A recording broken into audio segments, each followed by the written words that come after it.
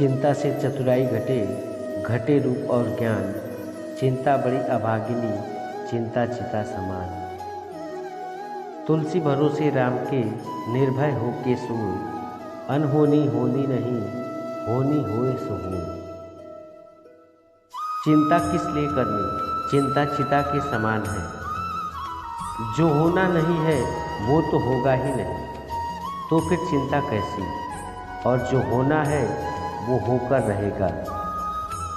चिंता मुक्त रहिए, जीवन इतना भी कठिन नहीं है। जीवन को कठिन हम खुद ही बनाते हैं।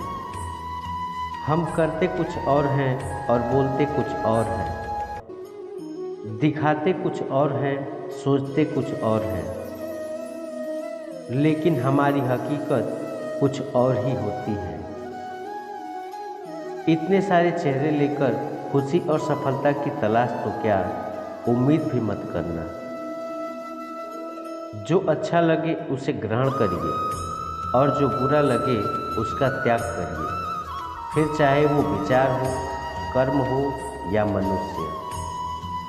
पानी मर्यादा तोड़े तो विनाश और वाणी मर्यादा तोड़े तो सर्वनाश। मनुष्य की वाणी में बहुत शक्ति होती है, उसमें बाण जैसी धार भी होती है और बांसुरी जैसी मिठास भी। यदि सोच विचार किए बिना वाणी का प्रयोग किया जाए तो अर्थ का अनर्थ भी हो सकता है। वाणी से विकास भी हो सकता है और विनाश भी। मानसिक सेहत को ठीक रखने के लिए सबसे महत्वपूर्ण सुझाव, 50 ग्राम की जीभ को 50 किलो के शरीर पर हावी न होने दें। जब किसी दुख से घिर जाओ तो ये बात याद रखना कि कटा हुआ वृक्ष भी बढ़ता है और छीण हुआ चंद्रमा भी दोबारा बढ़कर पूर्ण हो जाता है। प्रकृति परिवर्तनशील है, जो इस बात को समझ जाता है वो विपत्ति में घबराया नहीं करता। छोटी मोटी घटनाओं से हताश मत होइए। देखा है ना, जो चंदन घिस जाता है वही भगवान के मस्तक पर लगाया जाता है, और जो नहीं घिसता वो सिर्फ जलाने के काम आता है।